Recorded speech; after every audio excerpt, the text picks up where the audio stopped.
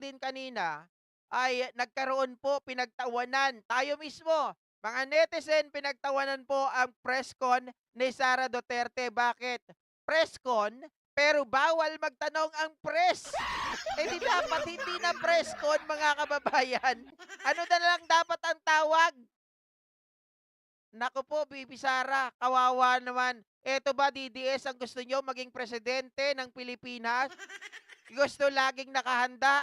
Gusto lagi na mayroong, ano tawag dito mga ka-GP? Laging may nakahanda or advanced questionnaire? Pakinggan nyo po itong sinabi ni BP Sara kanina, mga kababayan, o nung kanyang tagapagsalita.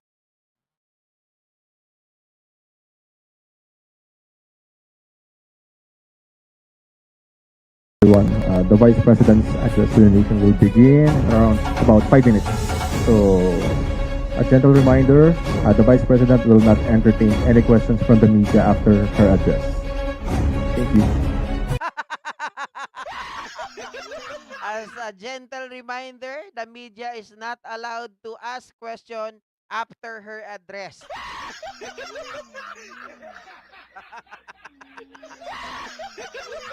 Ano yun? Nakita natin kung anong ginagawa ni Sara Duterte kanina, mga kababayan. When she asking question, pinipili niya lang. Very limited. Di ba? Very, ano pa tawag doon? Yung pinipili, selectable. Di ba? Selective, mga kababayan. Selectable ka dyan. Very selective sa pagsagot ng mga question sa kanya. Ang sinasagot niya lang siguro, yung mga na-review niya. Yung mga hindi niya na-review, mga kababayan, ay hindi niya po sinasagot. Nagpapas siya. At syempre, pag sinabi po ng spokesperson na bawal sagutin or bawal mag-entertain ng mga question after her ah, address, nako po, ibig sabihin kasi nag-aalangan sila, wala silang tiwala, baka mamaya si Sara kung ano-anong pagbabanggitin. 'Di ba?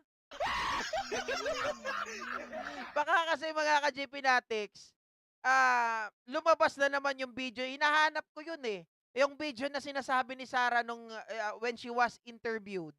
Tapos, ano muna siya, briefing. Di ba? Pagka-briefing kay Sara Duterte, eto siya, sagot siya ngayon. Eh nakalimutan yung sagot, sabi niya, wait, take two, take two. Hinahanap ko yun, mga kababayan. Ayaw kasi niyang mapahiya, di ba? Kahit yung interview niya sa Davao, nakita niyo naman, nagkakalat kung ano-ano mga pinagsasabi. Di ba? O, tapos yung interview niya nung SONA, yung nag-itok-itok siya.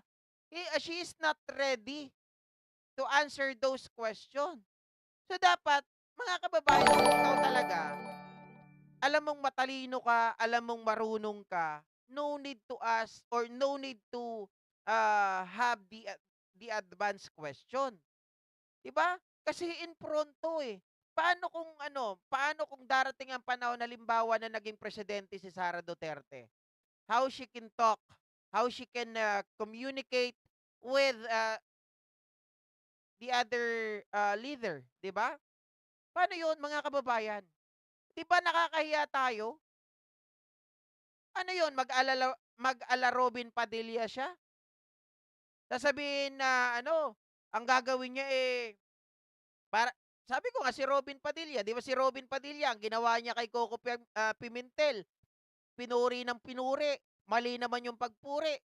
Imbes na top notcher, top nier, 'di ba? Tapos nung pinapaliwanag yung constitution, mga kababayan, hiningi sa abogado, parang timang, binasa pa constitution, bla bla bla, ewan. Nakakahiya yung pangyayari na 'to. Dapat, total may script naman kayo, may mga questions naman kayo in advance, pinag-aaralan nyo na dapat yung mga bagay. 'Di ba? And expect that there are certain question na talagang out of the box.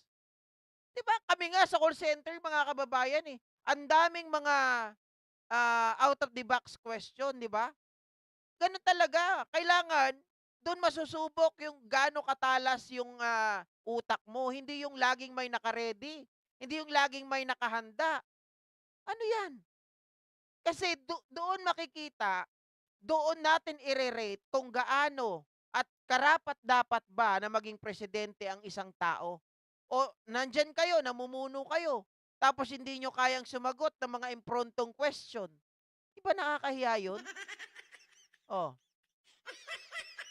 sabi ni Kaloy, Pio Quinto, daling makalimot. Sino si Sara? Puri Malonzo, same feather ng tatay. Nemi Hasigawa, taong bayan ang nagluklok sa pwestong bilang BP, kaya taong bayan din ang mag impeach sa kanya. Tama po. O pero sabi ng iba, bakit taong bayan ba ang Congress? Yes, tama kayo, hindi taong bayan ng Congress. Pero sila ang kinatawan natin, mga kababayan, bilang constituents ng mga mambabatas natin.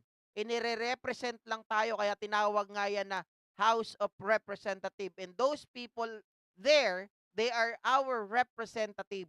Di ba? Oh. Sabi ni Ma'am Allen Arsena, spoon feed kasi ang nakasanayan, sir. Correct. Di ba?